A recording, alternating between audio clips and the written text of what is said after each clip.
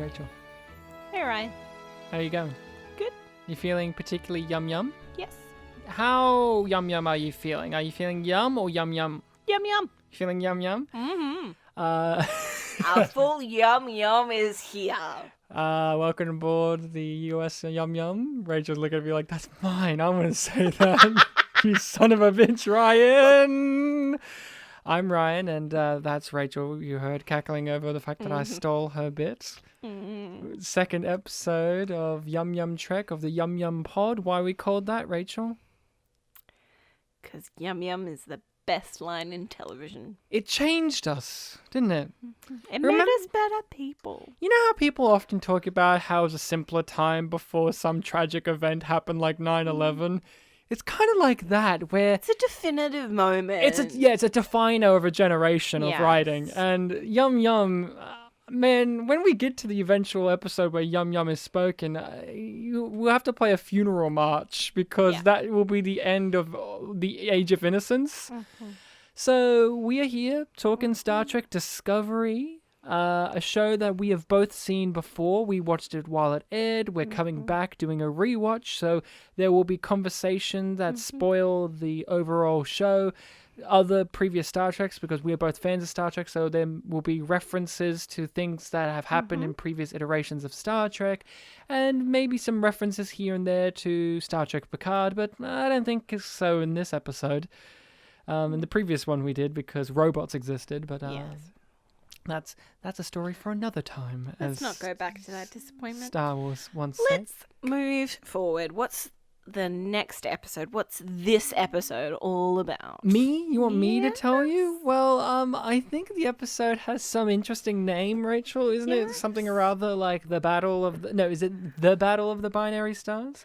The Battle at the Binary Stars, I believe. Oh, really? So I've got here on the IMDb summary for this episode, it says Netflix. So this is the Netflix one. It says, escaping from the brig while the ship is under attack, Burnham joins the captain in lowercase. Like, it's not an important captain. Like, it's the captain, but not really that important of a captain. Joins the captain, lowercase, in an audacious plan to end a battle rapidly escalating into war. And they fail at that. Yes, the show becomes a show about war. So, Battle at the Binary Stars, episode 2. So it takes off directly from where we left off. In fact, it just rewinds a few moments and we see the same part, which is slightly annoying when you are watching these episodes together because they are a double-parter. I forgive that. I'm used to that. Oh, yes. I prefer that than a full previously on. What I do hate is... You're shown that, and you're shown hey, it's that moment where we're going to pick up where the boiling point was, and then it's a flashback to 7 years earlier, and that really doesn't contribute to the actual plot and just slows down the momentum of the actual episode. Yes. I complained in our previous episode that I am not a fan of the flashback elements. I just briefly said they didn't work for me. They felt very on the nose. This episode relies a lot more heavily on them, and I found them irritating and annoying and too clawing at telling us who these people are and what they're about than just letting these things happen naturally through the characters. We're told Michael is the best, because she is. She's the best. Yeah. We know this. She's the best. We have the characters thrust upon us instead of getting to know them. Yes. And we've already had an episode where we already felt like we got to know them, and then this episode is just reinforcing it, smothering it on thick and thick and thick and thick. So, Rachel, we are rewatching this. This is our second time. How do you feel about this episode on the watch of it? This time I didn't mind it too much. Like, the first 2/3 were better than I remembered. But the last section of the episode was just as bad as I thought it was. So you didn't like it? Is what you're saying? Overall, it levels out okay. And comparatively, like, I don't enjoy it as much as the first episode. But No. I don't think it's a bad episode either. I do. I thought this episode sucked. I was bored, primarily. I understood what was happening, but it was also Okay, not well that then you're plot one up on me. yeah. Because there were several points where I was very confused and I was just like, wait, am I understanding this right? Wait, did they just skip over that? I was bored. Did they just think that I'm that dumb? But I'm meant to be smart enough to figure this thing out because you just ignore that part and jump to this part, and where am I meant to be again? Rachel? Yeah. It's okay, because the Admiral's here. Admiral Red? Yeah, Admiral, was it Red or Redworth or something like silly? Yeah, they just called him by Red at one stage. Red from that 70s show. He was in a few episodes of Star Trek, even one of the movies. That would have made this episode better, for sure. Oh, if Red from that 70s show was in it? Oh, I'd love it. Great. Kurtwood Smith, he was great in that Voyager double-parter. I remember the Voyager. Oh, yeah. He is so good at being arrogant. I found this episode boring, and there's a primary reason for that. Mm-hmm. We touched upon it briefly in the previous episode, but I wanted to leave it for this episode's discussion. The Klingons are the primary... to tell them apart, and they're the basis of this whole episode. Oh, not just that, just the Klingons in general. Yeah. In this episode, in Discovery, we like Klingons outside of this. Are you lying to me right now? Why do you say that? I don't like the Klingons in general in Discovery. Oh, no, I mean outside of... Discovery. Within the realm of Star Trek. I like Klingons. We both like Klingons. We like the history. Like, we like B'Elanna. Characters. We like Worf. Gowron, my boy. Duras! These Klingons are... no, thank you. And the reason why I found this episode boring is because it's primarily about the Klingons. The previous episode, of course, had the antagonistic force be the Klingons, but it was discovering that, and it was more about the characters. This one is dealing with the Klingons. And the Klingons, my one word to describe them, are boring. They're boring. I don't find them at all fascinating or compelling or interesting. They are just big, hulking dudes who want to fight. Mm-hmm. And that... is boring to me. Of course, the show does put in effort to make some intrigue with their inner empire house system conflict thing, and this guy's rallying them together, and the martyrism thing, and the religion stuff, and all of that. But it's boring to me. I don't find it at all interesting. I have a very similar sentiment, but slightly different, which is that I find them really dull. And it's because I do think of them in comparison to the other Klingons, where it feels like it's been filed down, like it's still the same thing, and some of the same aspects are still there, but it doesn't have the punch or force to it. So it just feels dull. I think they just don't have a character to them. Like, as individual characters, but as a species, their character in this is they want to fight. When the Klingons have always been a warrior race who likes fighting, and that's a for sure thing, but in each iteration of each show, each Klingon interpretation is always uniquely faceted and fascinating. The original series, they were a lot more similar to Romulans. They had like technology that was there to torture you, to make you like dispense secrets. They were a lot more conniving and snivelly and all of that. And then the movies, and there was layers. And and then obviously Next Gen takes it up where it's like, can these warriors find peace with us in the Federation? We have one as a crew member. We're trying to restore the inner conflict of their empire, and then DS9, and it goes on and on and on. There's much more facets to them than just big warrior guy like fights. Yeah. So let's circle back to a statement that Michael Burner makes as a xenoanthropologist. Anthropologist. So she's an expert in alien cultures. Yeah, she even has a line about it in this episode. She makes the statement to not confuse race with culture. The ideal outcome for any Klingon interaction is battle. They're relentlessly hostile, sir. It's in their nature. The Federation and the Klingon Empire have always been on the cold side of war. We've had only fleeting run-ins with them for a century, and now you presume to know their motivation because it is in their nature?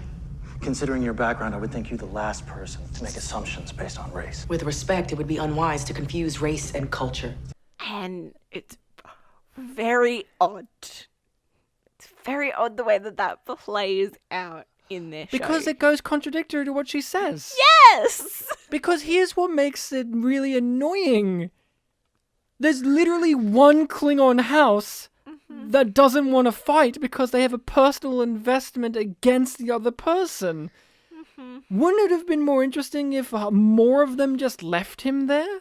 Yeah. Showing that not only is there an inner conflict, but like she said, don't confuse race with culture. These different houses could have different cultures or different values, whether they just be because of the house and the family or because of different locations and different upbringings, but instead they all are just unified, and that's the whole point. That's the way that we take it, because she's saying that as in, like, she's saying that as a defense by comparing, like, well, if you say that all Klingons want to fight, all Vulcans are logical, and they're comparing those two things, and she's like, they're not the same thing.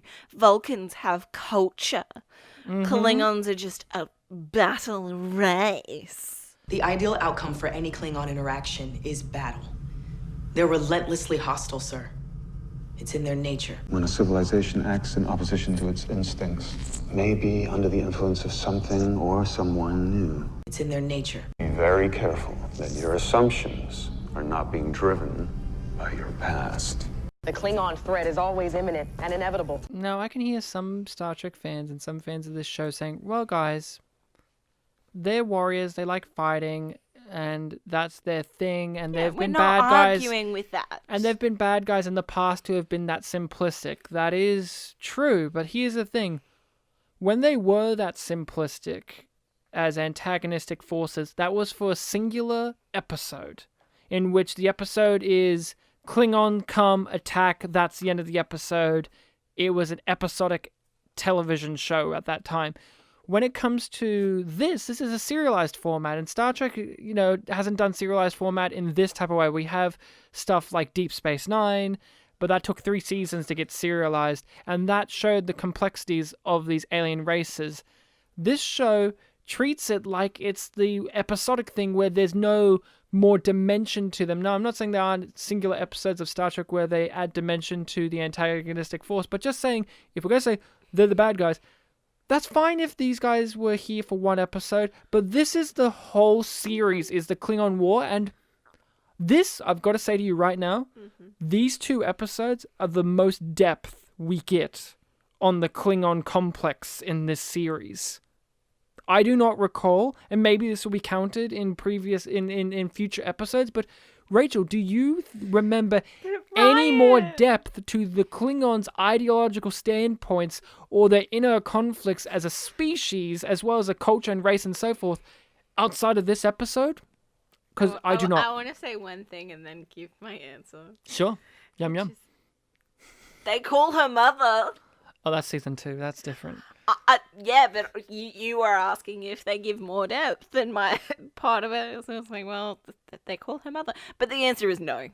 No, I don't think so, because the answer is no. If anything, at some stages they start building it up and then they strip everything away. Yeah, they take down anything that they build with the Klingons. I think there's a conflicting thing here too, because you know what's interesting? They have a point, the Klingons.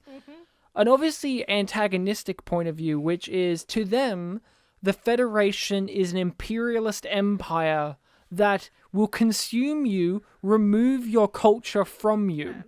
And from an outsider perspective, like, we know the Federation isn't like that. Or people could argue it is like that. There's an argument to be made for that. That's an interesting view for an antagonist. We do believe all planets have a sovereign claim to inalienable human rights. Inalien. If you could only hear yourselves. Human rights. Why, the very name is racist.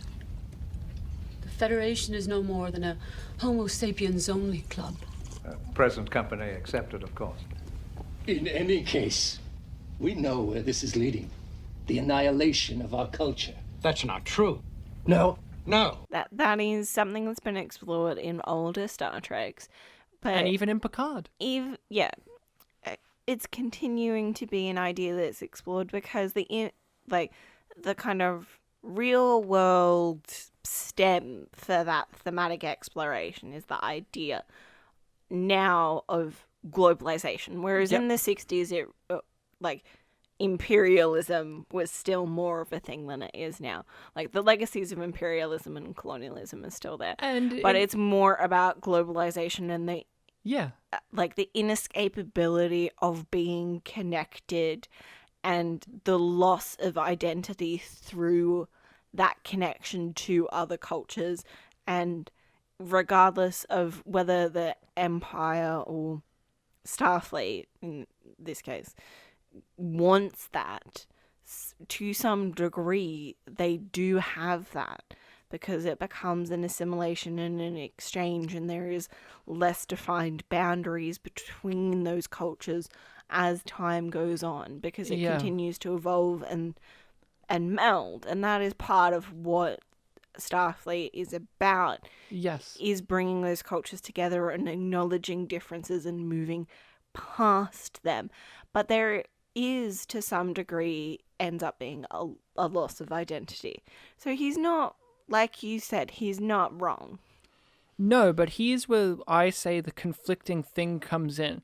So we have this idea of the Klingons are threatened by the Federation and their idea of peace, because peace to them via the Federation means slowly removing their individuality, their individualism, their culture. Yes. Interesting idea. Mm-hmm. The problem is, the Klingons, like most alien races, are an allegory for something in the modern era or something in general. The Klingons initially started as space Mongolians, and then obviously you have them become space Vikings as well. But also they've always had a thing of they were the Russians. Same with the Romulans. There's lots of the Soviet era Union stuff there. You watch Star Trek 6, they're the Soviets as the Soviet Union is declining. That's interesting because the Soviet Union was a big, giant thing that was ideologically opposed to Americans' Western ideals, and that was a whole group of nations under that flag.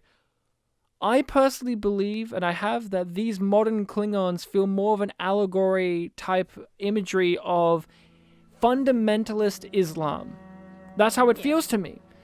And here's the issue: when you have fundamentalists, especially with this version, these particular because guys, they out and out make it about religion. Yes, and the thing is, these guys are a representation of fundamentalist Islam, which isn't representative of all of Islam. No. And that is a dangerous thing, because when they had the Russian allegory for the show, the Soviet Union era stuff, it was representative of a whole hierarchy system, but fundamentalist Islam isn't, or extremist terrorists isn't the same as a whole culture of people. If you worship Allah or Islam or whatever, that doesn't mean you're a fundamentalist terrorist, but in this show, that's the representation of all Klingons. So and don't confuse race and culture. The show feels like it's forgetting that that's the thing that they are in fact doing. There is no complexity here. And when you go along those lines, it's dangerous, because in the show, the way that they represent it is that anybody who has affiliations close to the extremists will very easily become extremists themselves. Yeah. Because it starts off with that one house, with that one ship That old ancient And ship of old ancient values. It corrupts the whole Klingon empire because it is restored to an empire, basically. And I know some people might say, oh, they're not supposed to be fundamentalist Islam, but I think they are. For myself, they're doing that thing of the extreme religious belief of old religious beliefs that don't meld with the current day status and forcing it to meld via a fundamentalist way of doing it, of violence and fear and psychological war games, all that kind of stuff like these fundamentalist extremist terrorists do. And that is conflicting because we know that's wrong. They're wrong. So their debate about the peace, we come in peace, being a secret sign of imperialism, it falls flat on its face because there is no debate here. While in other series, stuff like the Romulans or the Ferengi and all these other races that are opposed to the Federation or opposed to Starfleet, they are obviously bad as well, but they give you things, characters, situation, ideologies from them that are compelling, that show you that there's more to them. And in this series, I do not remember a single instance outside of this episode in which it gives you some depth on this version of Klingons. In this arc of the Klingon War, there's no moment where you go, oh, the Klingons have a point, or oh, the Klingons are actually in the right here, or oh, the Klingons have a bit more depth other than they want to fight. I hope we're wrong. I hope we're wrong too, because we know that the show goes on that we get a captain who likes to fight, and it's blood for blood kind of thing, and that is the thing. But let's talk about the Klingons a little bit more. We talked about it briefly last time, but I want to change it. We don't like the Klingon design, do we? No. What don't you like about it? Okay. I'll start with something that I do like. I do like that it's more than ridges on forehead. Yes. That doesn't make it better. I like that they kind of encompass the design of the whole face. I do not like that they all look the same. They do all look the same. I do not like how much they still look like other races in the show somehow. Yeah, when we do see other races, they have very similar, like, bulky makeup design on their foreheads and on their upper heads, yeah. I do not like how much to the bulkiness of the prosthetics limit the ability for you to see the acting from the actors. Yeah.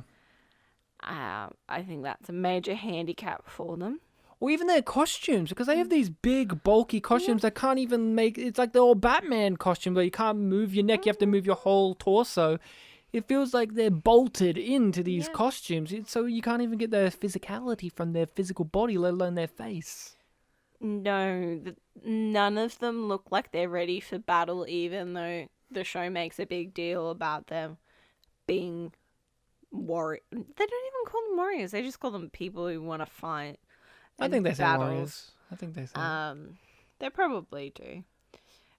But I think those are the main things that I don't like about it. I hate that they have double nostrils for no reason. Like, they have the normal actors' nostrils, then they have these other nostrils that don't lead anywhere. Like, they're not even nostrils. What would you call, like, the cartilage of the nose ridge, I guess? Because nostrils implies that there's a hole there that goes up, but they instead just have double up, and I don't know why. It looks silly, and I'm trying to think from an evolutionary standpoint, why do they have that? I would respect it if they actually had, like, 4 nostrils on their face. I mean, it wouldn't be Klingon, but it would be at least, like, okay, but it just looks like they initially had the makeup design for a bigger nose, but then didn't figure out how to make bigger nostrils, so they just left it. It looks a little sloppy. I don't like the weird divots, like the circle pattern under their eyes. Under their eyes.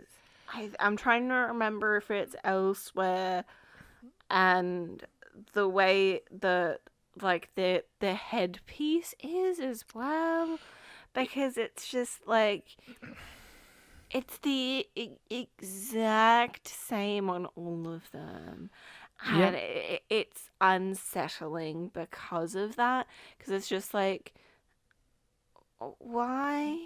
Why is there no natural deviation in terms of like accepting that, like, okay, that's what they look like?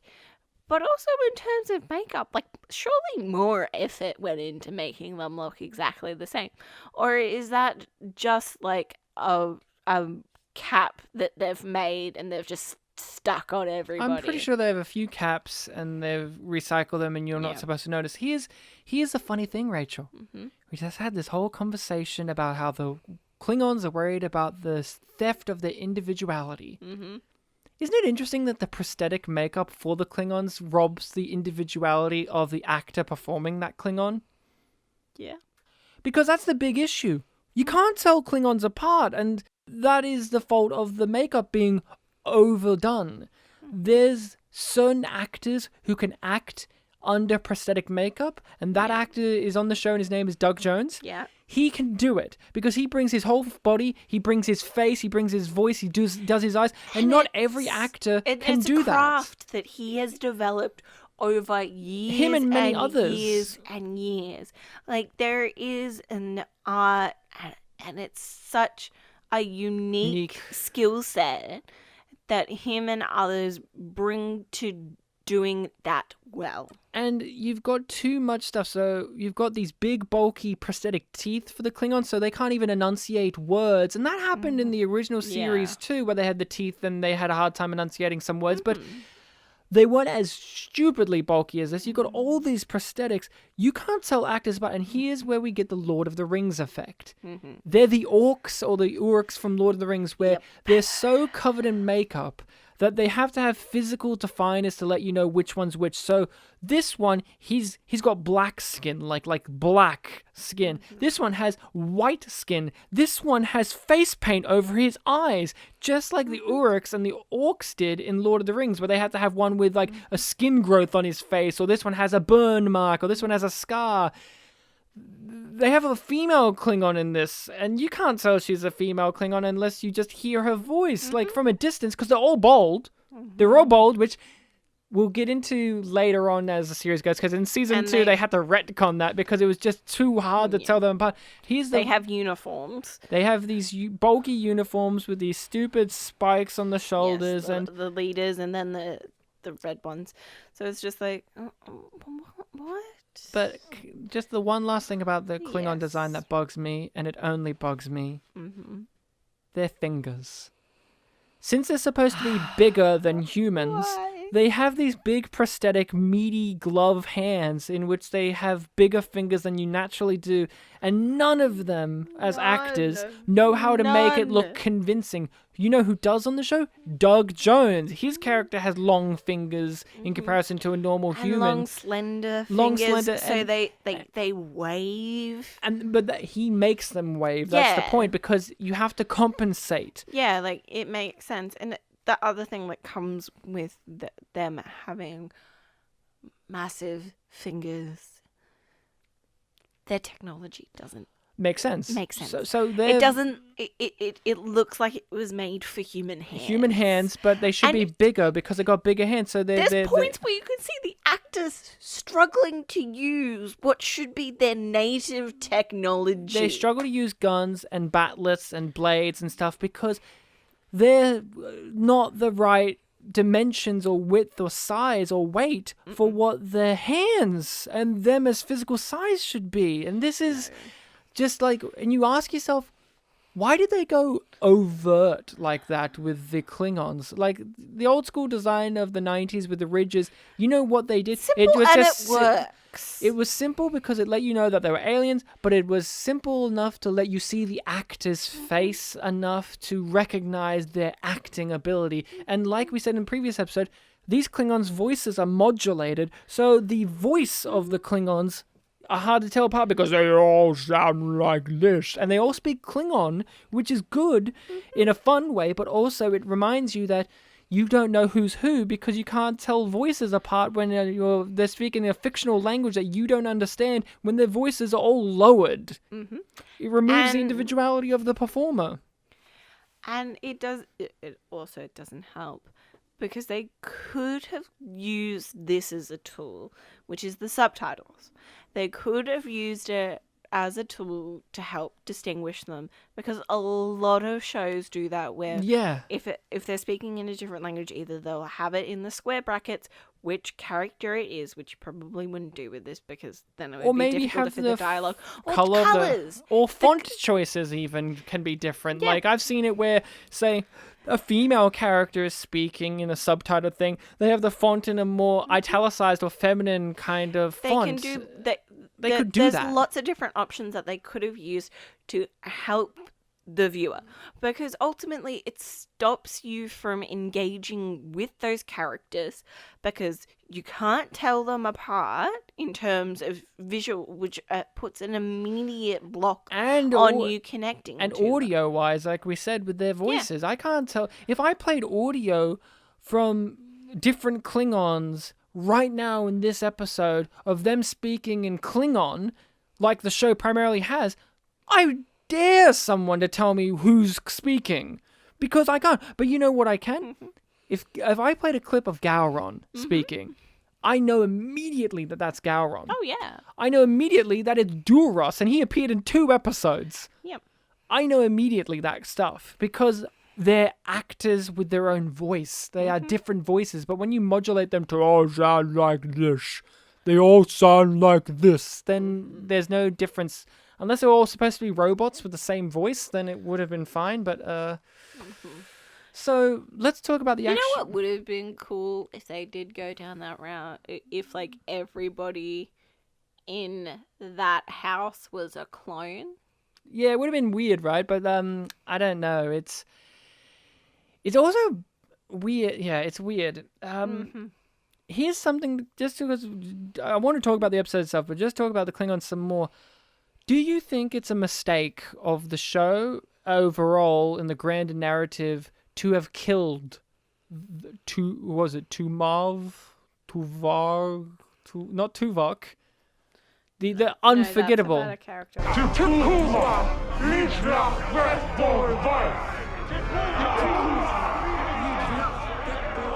We understand why he's killed in this episode's narrative, but overall, do you think it was wise? In terms of a decision for the show to make? Yeah, for the series to play out, do you think it was a wise decision in the bigger picture that he was killed at the beginning? No. I agree. I don't think so either. And one of the reasons, too, is why do we have so much backstory for this fucking guy in this episode when he's not going to even be a character? We have flashbacks. We're giving so much dump on this guy.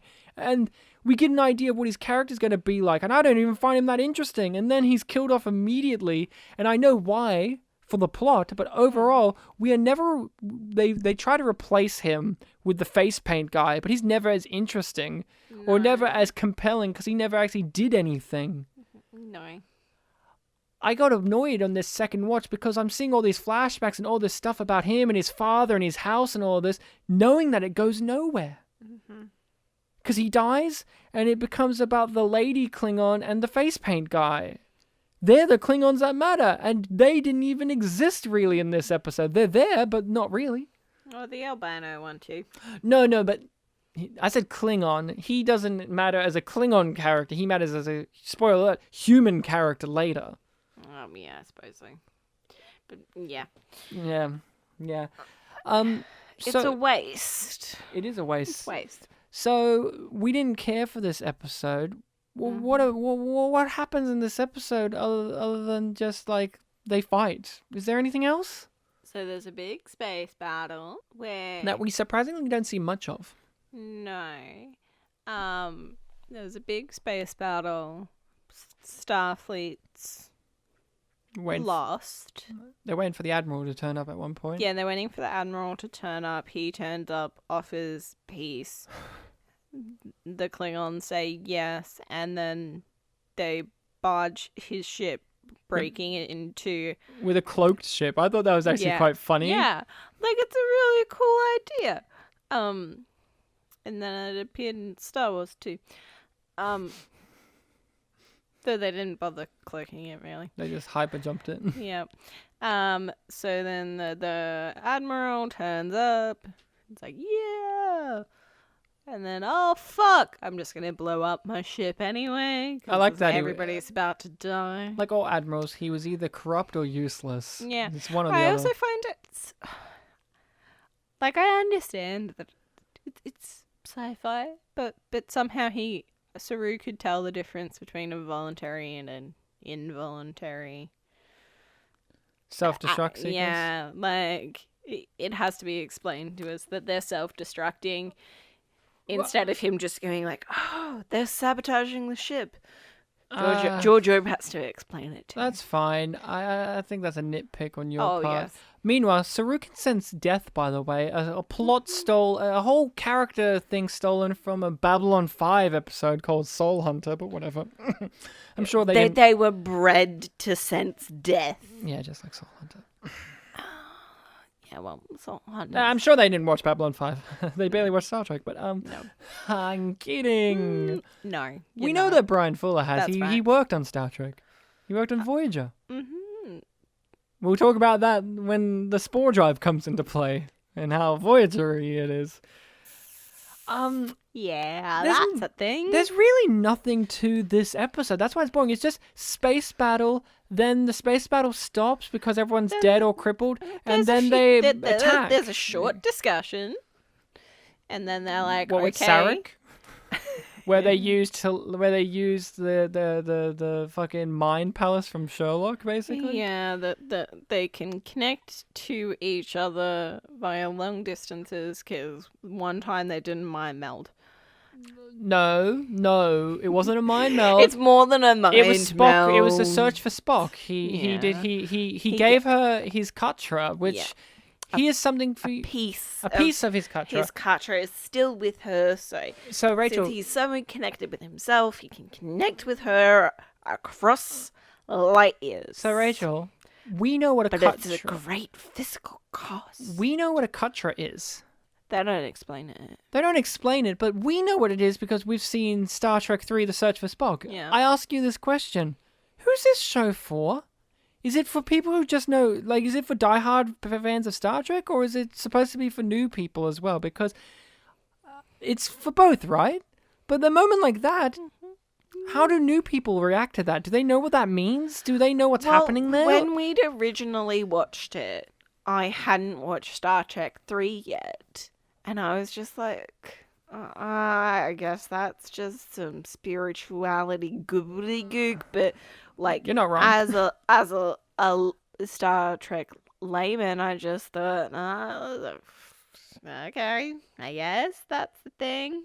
You just have to buy it. I at that stage, I didn't really think of the Vulcans as being very spiritual people, so it felt very weird that they seem to have this like high honor spiritual for this spirituality idea and the kind of part of their soul. Yeah, it was just a writer getting out of a writer's out of a corner that writers got themselves into with Wrath of Khan and Search for Spock. I'm sure someone will be like, the Katra was mentioned somewhere else. Whatever. We know that's the primary source of it. Mm-hmm.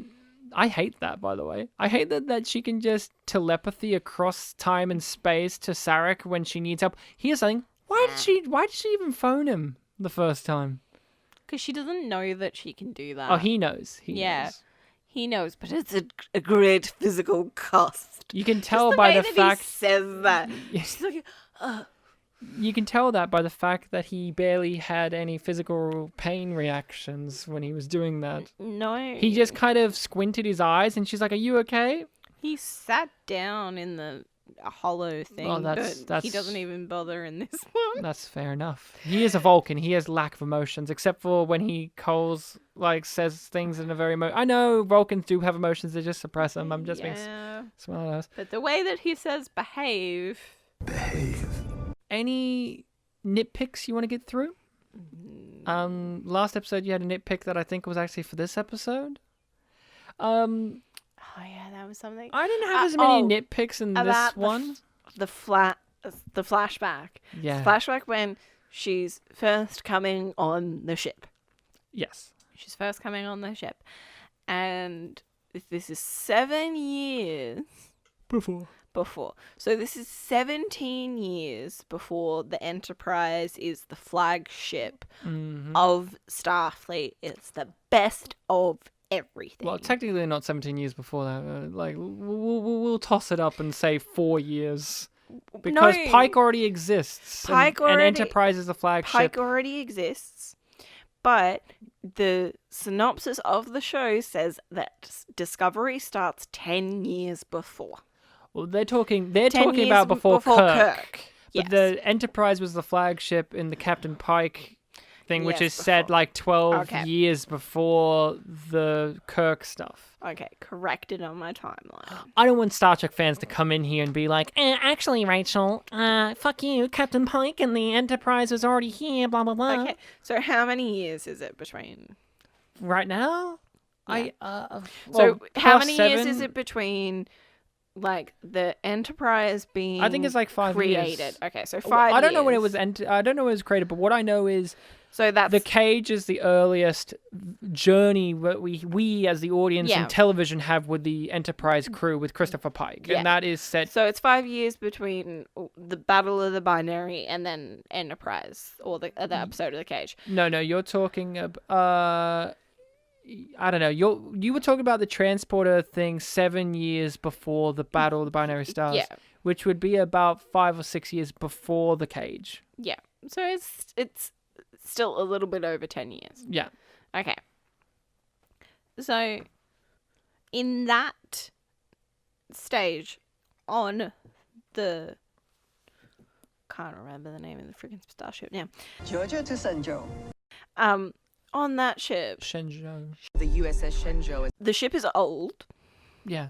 and outdated, and it's using the same teleportation, and they are saying that version of teleports in transporters Yeah. is outdated and not being used, and then it's the exact same thing that they're using on the Enterprise. Oh, Rachel. Don't think about it. that's how the show is. Doesn't matter at all. Don't think about But it. it is Just turn your brain off and just enjoy the flashy lens flares. It's just a lazy way of them using a visual to invoke the nostalgia of the 60s. Mm-hmm. And then they rag on it. Oh yeah. I mean, why wouldn't you? I don't have as many nitpicks because the episode didn't really contain much. I will say I do have some. I'll go the opposite. I'll give you some of my positives. I like that Michael talked the computer into letting her out of the brig. That Yeah. felt very Captain Kirk. He would. Oh, there's the often And using joke her Vulcan skills. using her Vulcan skills, but it felt very Captain Kirk, where he's talked many computers into killing themselves, which reminded me of how fun that is. I did like the cloaked ramming. I thought it was very cheesy and silly and over the top. I like that Michael did a slight eyebrow raise at one point, like Spock did, even though I hate the fact that she's even got any connection to Spock. I think that's boring and silly. Yep. I liked that. I liked the bit in which they. How do I explain it? They have this.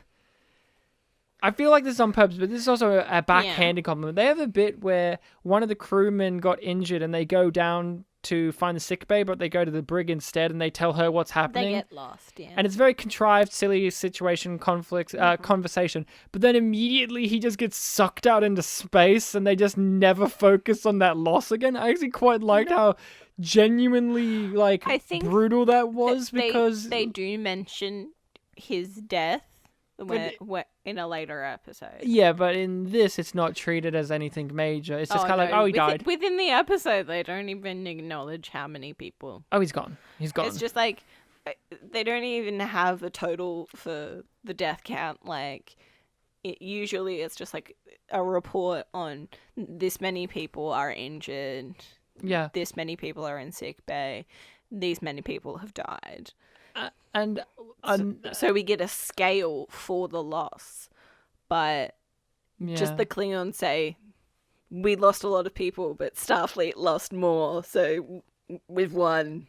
Yeah, I also enjoyed when I love when I don't know, it's just me being a sentimental old man at this point. Yes. When they got teleported out of the asteroid field by the Admiral's ship. I just love when there's those moments where the awesome ship that we're following gets saved by another Starfleet ship. I just love those things. I just love when that happens. It makes me, I don't know, camaraderie. it tugs at my heartstrings because there are so many times in different series where just small little ships whose names I don't even know from battles or situations I still vividly remember as little heroes. We don't even find out who the crew was or the captains, and I just go, Because it doesn't matter. It matters that they're working together.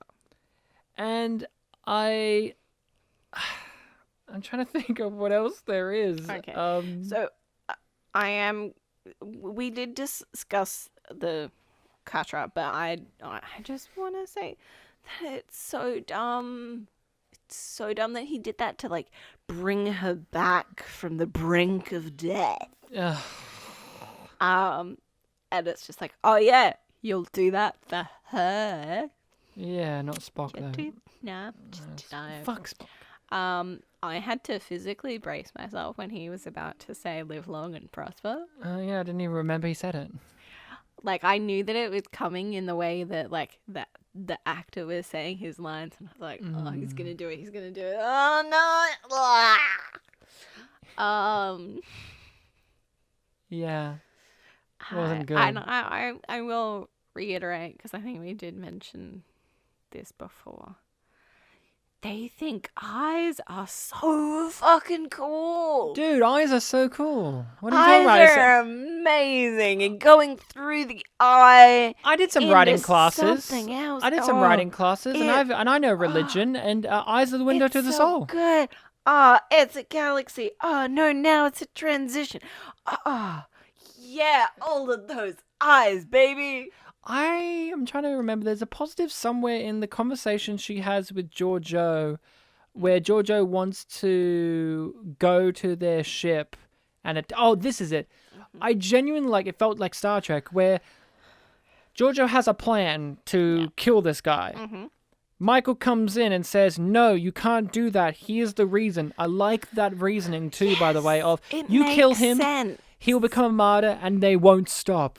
This is what This is probably what he wants. We find out later that's probably not what he actually wanted, because he seemed to want to defend himself pretty well. Yeah. At least it didn't communicate that across. But counter Giorgio. Then Giorgio realizes, I know how we can get him. I loved that enthusiasm, and it was like, the plan is actually pretty good. We're going to capture him. We're going to do it this way. They're sucking up their dead, which a part of my brain is remembering somewhere in Next Generation where the Klingons talked about how they don't do burial stuff and they leave the dead behind and whatever. It doesn't matter. Yes, they do that. Once the soul has left the body, it's just flesh. But this episode sets up that they have a different perspective. Like within their religion, they have the specific thing about the dead bodies. Thus, they have the sarcophagus coffin encasing their thing. It's still dumb. It's still wrong though, because they worship the light of Kalis, which is also what Worf and others do as well. But whatever. For the sake of this plot, why they need to do that is they need to put a thing in a dead body and blow them up when they transport it. And I liked that. It reminded me of silly things like Galaxy Quest and Babylon 5. Creative idea. But that discussion leads into the battle where I can't see fucking shit.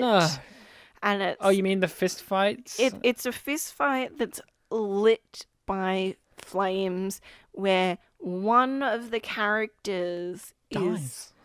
Well, yes, he does do that, but I was going to say that they have a black character, like his skin is pitch black, and they have a barely lit scene. Yeah, I get that.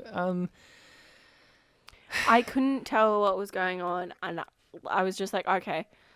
This is things that are happening. Okay, Vox back. Vox fighting Burnham. It's Vox. You're saying Vox like the news outlet. Here's something that's great about a rewatch, though. Mm-hmm. The first time round, I think you noticed that she set her phaser to kill. Yeah. And I didn't notice that. Yeah. I got to notice it this time round, and it made me despise her. Because the first time round, I didn't notice it, and I went, oh, that's unfortunate, and now this is spinning out of control. But no, she said it on purpose. Yeah. And it makes me hate she her pauses and changes it and then shoots. It's a deliberate murder. Here's the weird thing about it, though. The framing of it is very odd, and the timing. So, in the scene, Philippa Georgiou has been stabbed through the chest, and here's how the scene should be. Philippa Georgiou has been stabbed through the chest. Michael sees that she's dead, that she's been killed, or that she's been stabbed through. In a heat of anger, her emotions take over. She sets it to kill, shoots the guy, and she fucked up everything, right? In the actual scene, what we see is Michael is behind the Klingon guy. She's been stabbed through Philippa and slightly lifted up, but the framing, we're seeing it from Michael's perspective, you barely see Philippa behind or in front of the Klingon guy. We mainly see the Klingon from behind, and then Michael sets it to kill, shoots him, then Philippa's dropped, and now she's dead. Wouldn't it have been better if the scene was just framed where it was in a profile shot? Philippa's been stabbed, Michael sees Philippa dying, drop to the ground like she was jack shit, and then shoot him, but instead...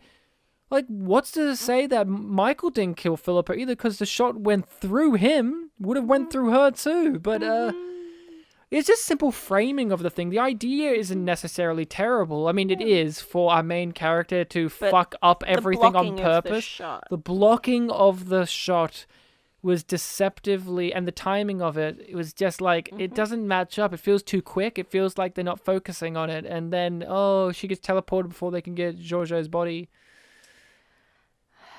Because they can't get her body because they don't detect her life signs. Yet they could detect the life sign, the dead biotissue matter of Klingon DNA, but I guess they couldn't detect the one of human DNA with their lock on. Whatever. That's the Klingon ship has that because the Klingon they could scan ship that, but has weird advanced technology beyond the advanced Star Trek one. It doesn't matter. They didn't think about it. They didn't think about it because it would have been hard. Yeah, sure, they can transport them into the ship and they could scan bio-organic matter of different species and determine them. They could have got her body. Whatever. They contain Klingon biological material in various states of decay. Remote dating is wildly divergent. Some bones date back thousands of years, others only hours old. I can't transport her without a life sign. Do you think this plan that they had would have worked? No. I do, but I say no because it was always written to be a failed plan so that the show could have a war. Yeah, again, it's for the cards are stacked. It's a stacked deck. That's why I say no. It's a stacked deck. It just feels contrived. It feels contrived, but the show sets up from its very first scene that the Klingons are after a war. Any final things you want to discuss on this? Any things, nitpicks? No, I think I'm ready for the next part. Well, I've got just one final thing to say. Mm-hmm. At the end of the episode, she gets tried for being a mutineer. Oh, how can I forget? She's the first mutineer. That's Michael Burnham, the mutineer. Even Starfleet's first mutineer. The only other female Michael I ever heard of was Michael Burnham, the mutineer. The mutineer? The mutineer. She's the first mutineer, but no, I had something written down about, well, you make your point. It may be the same thing. Well, what bugs me in this new iteration of Star Trek, in Star Trek Discovery primarily, and in Star Trek Picard, but primarily Discovery, is they need to give our characters titles or achievements to make them important. The thing. So in this episode, the unforgettable. So in this, yeah, he's the torchbearer. He's the unforgettable. She's the first mutineer. But in this episode, they have not only one, but two titles for Michael. Yeah. Do you remember the other one? Nah. She's the first mutineer, and she's the first ever human to be raised on Vulcan or go through the Vulcan training. Yeah. She gets 2. She's the first of, and I think it's lazy. The mutineer. Because we want our characters to be unique, so make them the only person that's done a thing. Instead of just being skilled in their field, like Julian Bashir was, and then later on, spoiler alert for DS9, they make a whole deal about how he's genetically modified, and that's a whole story. And now here's the thing, TNG have that too, the first android, the first Klingon. But here's the thing, It moves beyond. Huh? It moves beyond. It moves beyond that, and I wouldn't solely define them by that. And the show never waves its finger at you and goes, here's the first Klingon, here's the first Klingon. Or, of course, the show... Aren't they special? And that's not to say there aren't stories and elements that do touch upon that. But the way the writing does it in this show, it's so important that she's the first mutineer. When Lorca comes up, they have a title for him, the Warmongerer. They have a title for pretty much most of the big players that we'll be getting in this series, and I think it's really schlocky. I think just have them be. Captain Kirk was one of the best captains and best characters in media, not because the show said he was, but because he showed it with his actions, so that we have to this day debates on who's the best captain because of what the captain said, not because the captain was titled badass legend captain as a title first mutineer, because there's that thing when you title someone like this, like the first mutineer, it gives you this idea of this awesome, ooh, that's scary, or ooh, that's all, ooh. The mutineer. So we set the scene, and we have a very dimly lit courtroom for ominously lit. Thank you. For her court-martial, where the only thing is that they read the charges, she says guilty, and then they charge her. So there's no actual trial, really, because they don't present any information to the court. Well, no, they just say it. I think the say implication is that that's already happened there in the case because she pleads guilty. Yeah, but you plead guilty at the start, and then you make your... I don't know how it works for court-martials, but here's the thing that I really hate. Yeah. Oh, not hate. What I miss in normal shows, and this isn't just for Star Trek, there's a lot of this in new prestige television in which you have to amp up things for dramatic effects. So this is a dramatic scene, so the lighting's dramatic, and the music's dramatic, and do you have any last words? And she gives a 5-minute speech. That's what I was getting to. So I may be completely wrong about how a court-martial is set up, and obviously a trial isn't the same if somebody pleads guilty. Yeah. But you can just tell how happy the writers are with themselves sometimes when they write things. It's just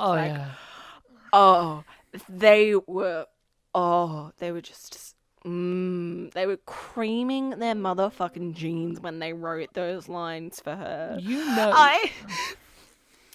I am the enemy. Now I am the enemy.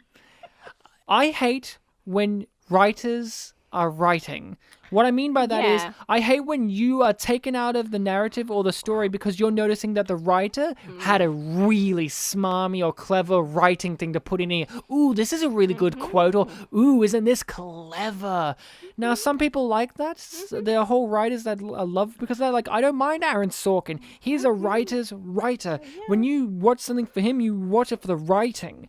But sometimes in some things like this, you get taken out of it because, ooh, I'm a writer writing, and it takes me out. But what I was actually going to say was, in prestige television, and just in general, we have to make things more dramatic. And that scene with the courtroom, they have to have their faces obscured by dim lighting.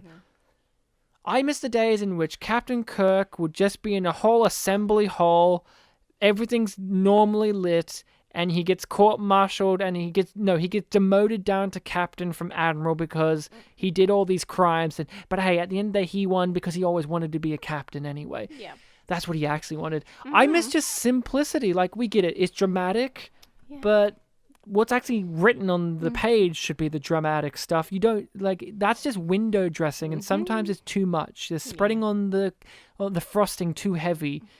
And we'll see that time and time again as the series goes on, or maybe we won't. That's the thing. Just adding extra icing doesn't make the cake taste better. Yeah. I think that's it for, what was it called? The Battle of the Binary Stars. I don't think we have much else to say on it. What's that? Ding, ding, ding. A we got the Hudar, in which... Oh, Rachel's looking shocked. What's the Hudar again, Rachel? Because this is a thing and we're being facetious? Yes. So the Hudar is our little segment where we discuss the character of Hugh. Dr. or Hugh potential lack of character. So was there anything on the Hudar this episode, Ryan? Well, of course we're being facetious because Hugh, we know, doesn't appear until the next episode, or at least he should be, because that's when he's the crew he's in. We have this segment because we want to get more Hugh attention, because Hugh is a character we, on our first watch, believe is neglected and or has no agency and or no character, which is odd for the Doctor of the show. Usually they do have that. So we want to each week have our little spotlight about what we've learned about Hugh, who he is, what he did in the episode, what he's contributing to the plot. What we may have been told about what we him may as have well. but we want to focus on what we have learned from the character of Hugh himself, not his so much what others tell us actions. about Yes. Hugh. Yeah, What do his actions show us about him? What is he all about? How much screen time does he have? Unfortunately, Hugh, no Hugh in this episode, huh? No Hugh. So, Ryan, next week we'll be covering another episode of Discovery. What one will that be? Well, it'll be season 1, episode 3. Oh, that makes so much sense. Context is for kings, which is a very, very the synopsis very much sounds like a Stamets line. It isn't. It's a Lorca line. The synopsis reads on IMDb as such: Burnham finds herself aboard the USS Discovery, where she quickly realizes things are not as they seem, including the mysterious Captain Gabriel Lorca. Ooh, intrigue. We're finally getting to Discovery and Discovery. What do you think the rating for the Battle of the Binary Stars was, if you don't remember? I do remember. What is it? Smarter. 7.6? No, 7.4. But and the first part was 7.1. So to finish up on this, what would you rate this episode out of Yum Yum? Yum being bad and Yum Yum being good. No half yums. We don't allow that on YumYumPod. No, not in Yum Yum Trek. Only full yums here, and I think it's a yum yum again for me. It's a yum for me. I didn't like this episode very much. I felt it betrayed a lot of characters, and it was very boring, and... It didn't make me angry enough to want to give it a yum. Not necessarily angry, but it bored me enough to give it a yum. Yeah. But not enough pleasure like, for Yum Yum. Yeah, for me, it didn't give enough of a reaction either way for it not to be a yum. So that's it. Thank you very much to you listeners out there. We are still new with this podcast, so it would be greatly appreciated if you guys do subscribe and follow us on whatever podcatcher Check us out on YumYumPod on the socials too. Facebook, Twitter, Instagram, YumYumPod. We'll be posting some fun stuff on those. Or shoot us an email at yumyumpod@gmail.com. Yeah, feel free to do that as well, because we want to get a dialogue going. It's just us. This is our rewatch of the show.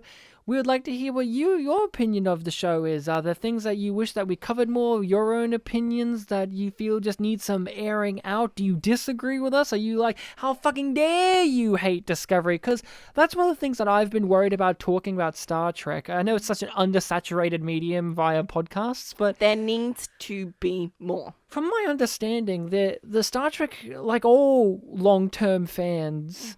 are very intense when it comes to if you love a thing or hate a thing. And we are trying our best to try and be even-handed with things we loved about the show and things we hate about the show, because there are people who genuinely love the show, people who genuinely hate this show.